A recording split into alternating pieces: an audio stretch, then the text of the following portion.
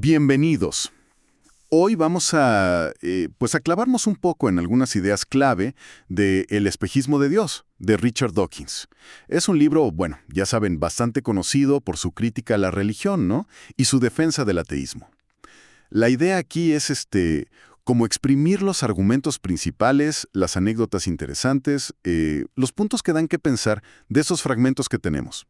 Para empezar, fíjate, Dawkins menciona un documental que hizo, La raíz de todos los males. Dice que el título no le encantó, pero sí un anuncio. Ah, sí, el que mostraba Manhattan con las Torres Gemelas, ¿verdad? Ese mero. Y la frase, imagina un mundo sin religión. Uf, ya desde ahí te da una idea del tono, ¿no? Bastante provocador. Cuenta que el libro se fue cocinando por años, ¿eh? Con cosas de conferencias, artículos, su columna en Free Inquiring, por ejemplo. Sí, pero fíjate que también menciona un detalle personal interesante. ¿Cuál? El agradecimiento a su esposa Laia Ward. Bueno, no solo por el apoyo moral, que eso es, digamos, común, Ajá. sino por algo muy práctico. Le leyó el manuscrito completo, En voz alta. varias veces. Órale. Y eso por... Él recomienda mucho esa técnica. Dice que te ayuda a sentir cómo fluye el texto, cómo le suena a otra persona. la musicalidad, pues. Claro. Dice que lo ideal sería un actor, ¿no? Alguien con ese oído. Pero bueno, es un buen recordatorio de que hasta las ideas más densas dependen de cómo las comunicas, del ritmo. Tiene sentido. Y también comparte algo como más poético, ¿no? Su conexión con la naturaleza desde niño. Ese asombro bajo las estrellas. Ajá, eso. Dice que era una emoción, fíjate, parecida a la que sentía su capellán, pero los llevó a lugares totalmente opuestos. Curioso. Habla de una respuesta como cuasimística hacia el universo, que dice que es común en científicos, pero insiste, que no tiene nada que ver con creencias sobrenaturales. Claro. Y luego aclara eso de la palabra naturalista, ¿no? Que tiene doble sentido. Sí, por un lado, el que estudia la naturaleza, como Darwin. Que por poco y se hace cura, ¿eh? Sí, cierto. Y por otro el sentido filosófico. O sea, el que cree que solo existe lo natural, nada de dioses ni cosas así. Lo opuesto a sobrenaturalista. Y esa distinción es, pues, fundamental para entender por dónde va. Y claro, esa postura choca de frente con algo que él critica mucho. El estatus privilegiado de la religión. Exacto. Se mete de lleno con esa idea de que la fe religiosa como que tiene un blindaje especial, como que es súper vulnerable a la ofensa y hay que tratarla con pincitas. Ujú. Cita a Douglas Adams, el de la guía del autoestopista. Buenísimo. Diferencia de la política o la economía que les damos con todo. Claro, y fíjate, esa idea del respeto especial se conecta con otra cosa quizás más preocupante. ¿Qué cosa? El uso del lenguaje para, digamos, maquillar la naturaleza religiosa de algunos conflictos. Ah, sí. Menciona los eufemismos, ¿verdad? Exacto, como en Irlanda del Norte se decía nacionalistas y legalistas en lugar de católicos y protestantes. O se habla de comunidades para no decir religiones. ¿Ya? Y se argumenta que términos como limpieza étnica, por ejemplo en Irak sunitas contra chiíes o en la ex Yugoslavia, entre serbios ortodoxos, croatas católicos, bosnios musulmanes, Sí, terrible. pues que a menudo son, en el fondo, eufemismos para limpieza religiosa. Se le quita la etiqueta religiosa como para, no sé, hacerlo parecer otra cosa. Como para suavizarlo, quizás. Podría ser. Y un caso que analiza mucho es el de las caricaturas danesas de Mahoma, las del 2005. Uf, sí, esa controversia. Pero lo interesante, según el texto, no es solo la reacción violenta, sino cómo se armó todo. ¿A qué te refieres? Aquí un grupo de imanes daneses, dice, viajó por países islámicos con un dossier. Y ojo, no solo llevaba las caricaturas originales del periódico Jyllands-Posten. ¿Qué más llevaba? Le añadieron mentiras sobre maltratos a musulmanes en Dinamarca y, esto es clave, 3 imágenes súper ofensivas que ni siquiera eran del periódico, eran ajenas. Ah, caray. O sea, manipularon la información. Pues eso sugiere el texto, que esa manipulación fue la que realmente prendió la mecha. Y contrasta esto con cómo en medios árabes se publicaban caricaturas antijudías sin tanta bronca. Señala como un doble rasero. Vaya. Pasando a otro punto, la crítica se pone dura cuando analiza los textos sagrados. Sí, especialmente el Antiguo Testamento, ¿no? Uf, sí. presenta una descripción del Dios del Antiguo Testamento, bueno, basada en leer literal ciertos pasajes. Y usa adjetivos fuertísimos: celoso, mezquino, injusto, vengativo, misógino, homófobo, racista, genocida. Una lista tremenda. Tremenda. Comparte una anécdota de Randolph Churchill, el hijo de Winston, que leyó la Biblia por primera vez y dijo algo como: Dios, esto no es Dios, es una porquería. Ándale. Y menciona que Thomas Jefferson tenía una opinión parecida, que el Dios de Moisés era un ser con un carácter terrible. Son reacciones muy viscerales al leerlo así, ¿no? Totalmente. Y no es solo el carácter de Dios, sino la teología misma. Toca temas complejos como la Trinidad cristiana. ¿Ah, sí? La controversia arriana. Esa mera, del siglo IV. La bronca era si Jesús era de la misma sustancia, consustancial, que Dios. Una palabra, ¿eh? Imagínate. Y esa disputa dividió al imperio. Quemaron libros de Arrio. Jefferson, otra vez, dijo que la Trinidad era el mero abracadabra de charlatanes. Es increíble cómo esas abstracciones teológicas causaron tanto conflicto real. Sí, y lo contrasta rápido con el hinduismo, que parece politeísta, ¿no? Brahma, Vishnu, Shiva, pero que a veces se interpreta como un monoteísmo escondido, como si todos fueran aspectos de un solo Dios. Interesante. Y luego están las broncas internas de los textos, ¿no? Y con la historia. Sí, se enfoca en el Nuevo Testamento. El censo de Quirino, por ejemplo, que Lucas usa para que Jesús nazca en Belén. Exacto. Pero históricamente, ese censo fue en el año 6 después de Cristo, o sea, años después de que muriera Herodes, que es cuando Mateo dice que nació Jesús. Ahí ya no cuadra. Pues no. Son detalles que, según el texto, le quitan fiabilidad histórica. Y hay más, ¿eh? ¿Cómo qué? Las genealogías de José. En Mateo y Lucas son súper distintas. Casi no coinciden nombres. Y además, ¿qué importan si crees que nació de una virgen?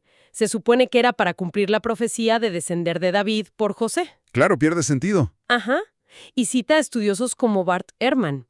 Él era fundamentalista, ¿eh? Y se volvió escéptico justo por estudiar estas discrepancias en los manuscritos originales. Órale. Argumenta que los evangelios que sí quedaron en la Biblia, los canónicos, pues se escribieron décadas después, por autores anónimos que chance ni conocieron a Jesús, y que quizás su meta era, en parte, hacer que la vida de Jesús cuadrara con profecías antiguas.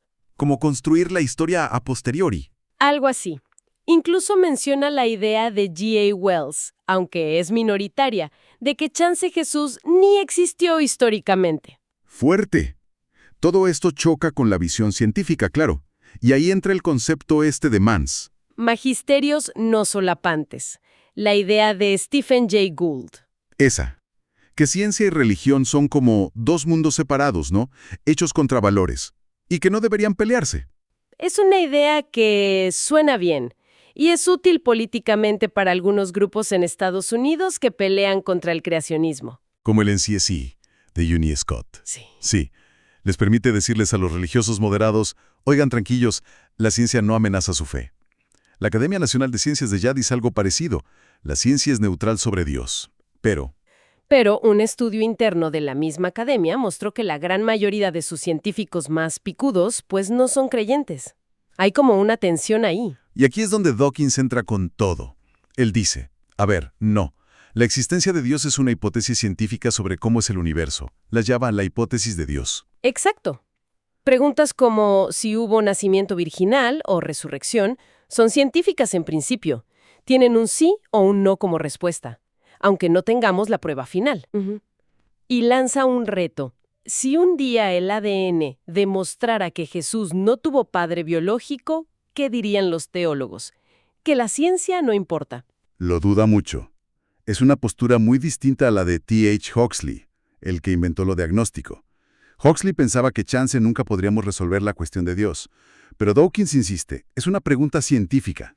Difícil, quizás, pero científica.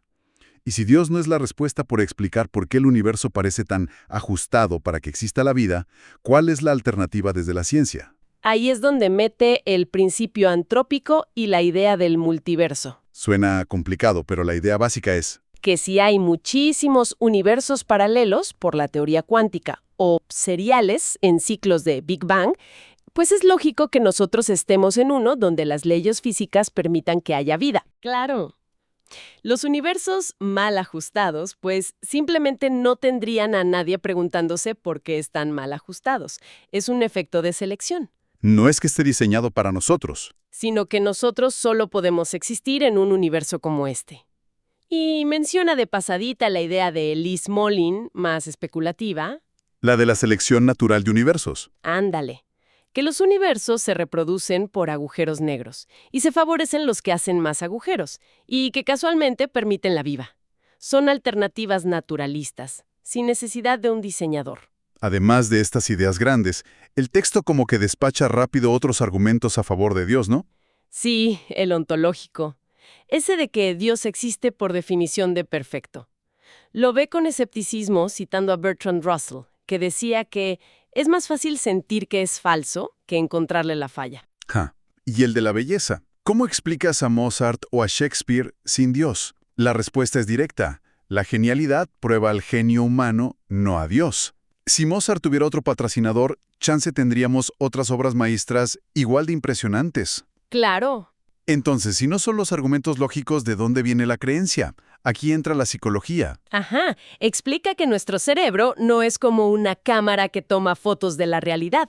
Más bien, construye modelos. Como las ilusiones ópticas. Exacto. Como la máscara hueca esa que parece que te sigue con la mirada. Eso demuestra cómo el cerebro interpreta. Y a veces interpreta mal. Oír el viento y pensar que es una voz. O ver sombras y creer que son caras, la pareidolia. Dawkins cuenta cosas que le pasaron de niño. Y esto se conecta con cómo una alucinación o un sueño muy vivido. Pues alguien predispuesto podría interpretarlo como una visión divina, ¿no? Incluso los amigos imaginarios de los niños, que para ellos son súper reales, muestran esa capacidad del cerebro de crear presencias. Y desde la psicología evolutiva, ¿qué se dice? Se sugiere que la religión podría ser como un subproducto.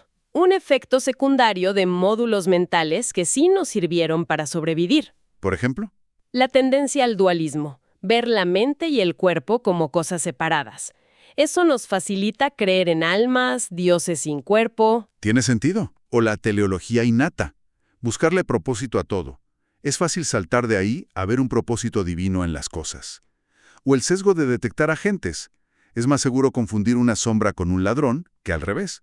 Y chance eso se generaliza a ver intenciones divinas detrás de lo que pasa. Interesante. Y ligado a la creencia está la moralidad. Introduce el concepto del zeitgeist moral, el espíritu de la época, ¿no? Que va cambiando. Exacto. La pregunta es, ¿de dónde vienen nuestros valores morales?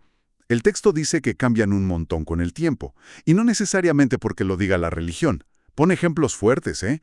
El racismo que era súper común y aceptado hace apenas un siglo, hasta por intelectuales que se consideraban progresistas, como H.G. Wells. Sí, o el sexismo en el lenguaje antes del feminismo. Cosas que hoy nos parecen inaceptables. Y ese cambio, argumenta, se contagia culturalmente, hablando, leyendo, viendo medios, de mente a mente. No es que esperemos una nueva revelación divina para decir, el racismo está mal. Claro. Y esto choca con la idea de que la moral viene de la religión. Cita estudios, ¿no? Sí, de Mark Hauser.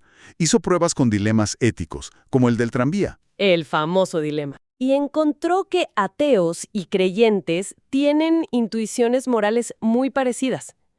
Y otro estudio de Gregory S. Paul que encontró una correlación, ojo, correlación, no causa directa, entre países desarrollados con más religiosidad y peores indicadores sociales, más homicidios, ETS, mortalidad infantil. Es una correlación incómoda, ¿no? Bastante. Desafía esa idea de que sin religión la sociedad se desmorona moralmente. Recuerda la frase de Lutero, la razón es el mayor enemigo de la fe. Hay como una tensión ahí, entre lo que dice la religión sobre la moral y lo que se ve en la práctica. Y claro, sale el argumento de siempre. Y Hitler y Stalin eran ateos. Sí, el texto lo aborda. Y la respuesta es, bueno, sí, eran unos monstruos sin vida, pero sus crímenes no los cometieron en nombre del ateísmo. Nadie mata gritando por el no Dios. Exacto. En cambio, la historia sí está llena de violencia hecha explícitamente en nombre de la fe. Y eso lleva a la idea de que la fe en sí misma, o sea, creer sin pruebas, puede ser peligrosa. Cita a Voltaire: quienes pueden hacer que creas absurdos, pueden hacer que cometas atrocidades. Y se relaciona con el terrorismo suicida. Gente educada, ¿eh? Que de verdad cree que va al paraíso por hacer eso. Terrible. El argumento es que la religión moderada, al decir que la fe es buena en sí misma, como que prepara el terreno para el extremismo. Porque si no necesitas pruebas, ¿cómo distingues la fe buena de la mala? No hay un estándar objetivo. Un tema que trata con mucha dureza es el adoctrinamiento de los niños. Uf, sí, Critica eso de etiquetar a los niños: niño católico, niño musulmán. Dice que no hacemos eso con la política, no decimos niño marxista. cierto. Propone decir niño de padres católicos, para señalar que la fe debería ser una elección de adulto. Y cuenta un caso histórico muy fuerte, ¿no? Básicamente, para criarlo como católico. Y lo más escalofriante, dice el texto, no es solo la crueldad, Sino... la aparente convicción de todos los involucrados, incluido el Papa, de que les estaban haciendo un bien, que estaban salvando su alma, aunque eso significara destruir a su familia. La creencia justificando algo inhumano. ¡Qué fuerte! ¿Y llega a decir que la educación religiosa que mete miedo al infierno? Podría ser una forma de abuso mental.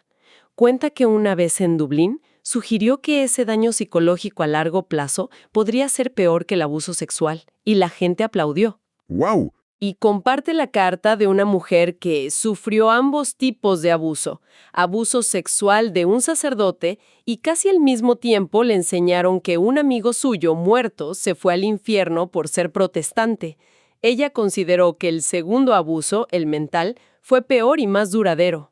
Es una perspectiva muy dura. Mucho. Cita a otra mujer, Jill Meaton, criada en una secta, que describe el miedo al infierno en la infancia como un trauma, comparable al abuso sexual en cómo traiciona la confianza y niega la realidad. Son afirmaciones muy potentes sobre el daño potencial. Y para explicar cómo se pasan estas creencias, usa la teoría de los memes. Sí, las unidades de cultura que se replican, como los genes, pero para las ideas. Y pone un ejemplo curioso: los cultos cargo de Melanesia, después de la Segunda Guerra Mundial, Ah, esos son fascinantes. como el culto a John Frum en la isla de Tana. ¿Qué pasó ahí? Los isleños vieron llegar aviones y barcos gringos llenos de cosas increíbles, el cargo. Y cuando los soldados se fueron, empezaron a imitar sus rituales. ¿Cómo qué? Construían pistas de aterrizaje falsas con bambú, antenas de radio de paja, marchaban con rifles de madera, creyendo que eso haría volver el cargo. Órale. Es como ver nacer una religión en tiempo real. Exacto. Es un ejemplo casi de laboratorio de cómo pueden surgir y evolucionar las creencias. Por imitación, por esperanza, por transmisión cultural. Hay una respuesta famosa de un seguidor a David Attenborough. ¿Qué le dijo? Si ustedes llevan 2000 años esperando a Jesucristo y no ha llegado, yo bien puedo esperar 19 años por John Frum. Tremendo. Entonces, resumiendo un poco, vimos la crítica al trato especial de la religión, las dudas sobre los textos sagrados, el choque con la ciencia, las explicaciones psicológicas de por qué creemos, la idea de que la moral cambia sin depender de la religión y la preocupación fuerte por cómo se enseña la religión a los niños. Uf, es bastante. ¿Con qué nos quedamos de todo esto? Pues quizá con esa tensión central que se ve en todo, ¿no? El choque entre las afirmaciones que se basan en la fe, que suelen ser absolutas, que no cambian, y el conocimiento que sacamos de la evidencia, de la razón, que siempre está como... en veremos, no siempre se puede corregir. Lo vimos en las contradicciones de los textos. Ajá. En cómo cambia la moral, en cómo la hacen cultos nuevos que podemos observar. Es un contraste muy fuerte en cómo entendemos el mundo y qué consideramos verdad. Y esto nos deja una pregunta ahí flotando, para pensarla cada quien. Si las creencias pueden nacer y cambiar culturalmente de formas tan claras como esos cultos cargo, y nuestro sentido de lo bueno y lo malo evoluciona tanto con el tiempo, sin depender de libros antiguos, ¿qué tan firme es la base de esas verdades absolutas que solo se apoyan en la fe, especialmente cuando se enseñan desde niños? O viéndolo de otra forma, Pensando en ese supuesto hueco con forma de Dios que dicen que tenemos, ese anhelo humano de sentido o de trascendencia, ¿tiene que llenarse a fuerza con algo divino? O podría llenarse quizá de forma más plena, más honesta, con el asombro ante el universo real que nos muestra la ciencia, con la profundidad de las relaciones humanas, el arte, y con valorar intensamente esta única vida que, pues, hasta donde sabemos por la evidencia, es la que tenemos.